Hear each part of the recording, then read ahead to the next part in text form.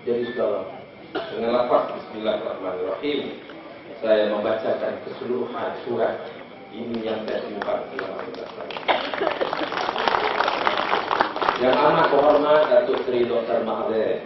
Assalamualaikum warahmatullahi wabarakatuh. Perkembangan beberapa hari kebelakangan ini sungguh mencemaskan. Berita-berita yang mengaitkan pribadi saya secara berterusan oleh media tempatan nampaknya tidak berkesudahan. Saya dan Azizah harus salah. Anak-anak saya mulanya agak subul dan bunda. Hati mereka luka dan pelajaran mereka mungkin terjejas. Alhamdulillah, mereka kian teguh berkat sokongan keluarga besar kami, rakan-rakan rapat, khususnya Azizah yang sentiasa di samping mereka. Saya masih kebingungan. Bertanyakan punca konspirasi untuk mengait dan menjatuhkan saya. Harapan saya ialah agar keadaan sedikit reda bagi membolehkan saya membela diri dan mengembalikan kepercayaan saya. Perkara lainnya ialah perihal keselamatan keluarga saya. Ibu bapa saya mengulangi pertimbangan Datuk Seri agar anak angkat mereka, anak angkatnya Sukma dan adik angkatnya, tidak terus ditahan.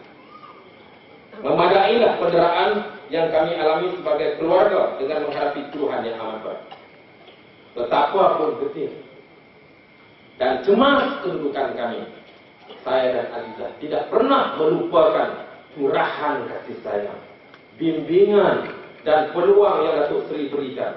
Meskipun hubungan di antara kita agak renggang, saya tidak mungkin melupakan jasa baik Datuk Seri.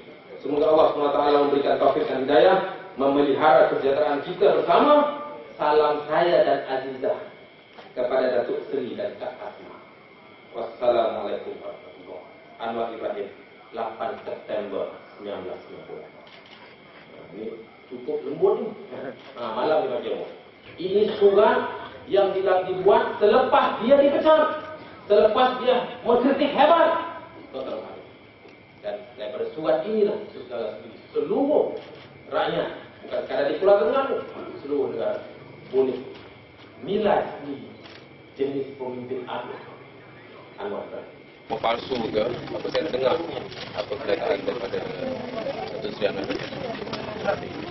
Dalam masa yang sama saya juga diberitahu bahawa ada kenyataan daripada Ketua Pemuda Keadilan Syamsul Iskandar yang mengatakan Anwar Ibrahim akan juga membongkar surat saya kepada Perdana Menteri yang meminta jawatan politik sebelum masuk UMNO.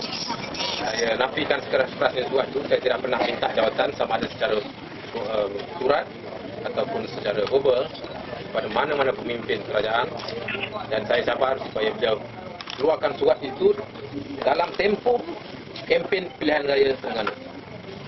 Sebab saya faham dengan Anwar Ibrahim ni, kadang-kadang dia saja nak confuse main pengundi. Dia buat cara begitu, lepas 17 bulan kesnya. Dia mesti keluarkan surat itu dalam tempoh sebelum 17 Januari ini, dan kalau ada surat tersebut, saya letak jawatan politik, saya berhenti politik. Tapi kalau tak ada dalam tempoh 7 hari, saya cabar Anwar Ibrahim. Kalau dia punya maruah sebagai pemimpin, dia mesti letak jawatan sebagai ahli politik. Sebab berbohong kepada rakyat. How many days you are giving him? 7 days. Starting from today. Starting from today, yes.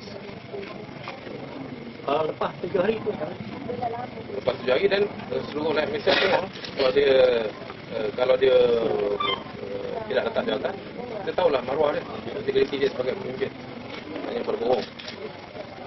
Ya, saya tahu kalau saudara pelihat, kalau saudara perasan, daripada matang pauh lagi, saudara Anwar Ibrahim tidak pernah mahu melayan ataupun menjawab cabaran saya.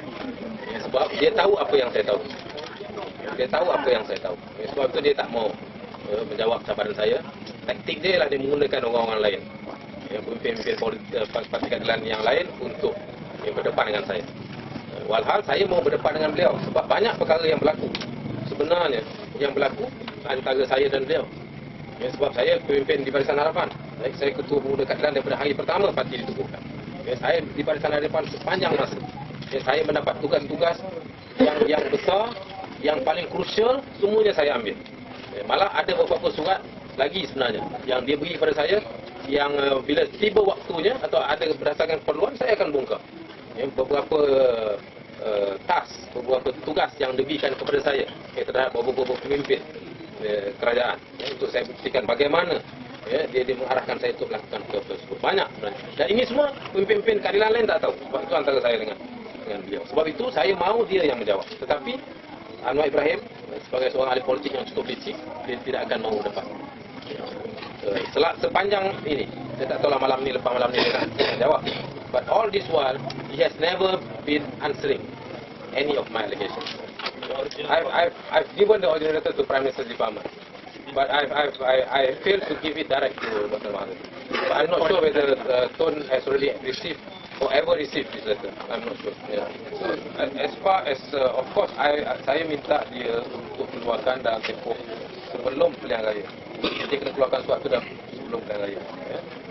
Itu tempoh surat harus dikeluarkan. Ya. Tetapi tempoh untuk dia letak jawatan kita bagilah masa sikit.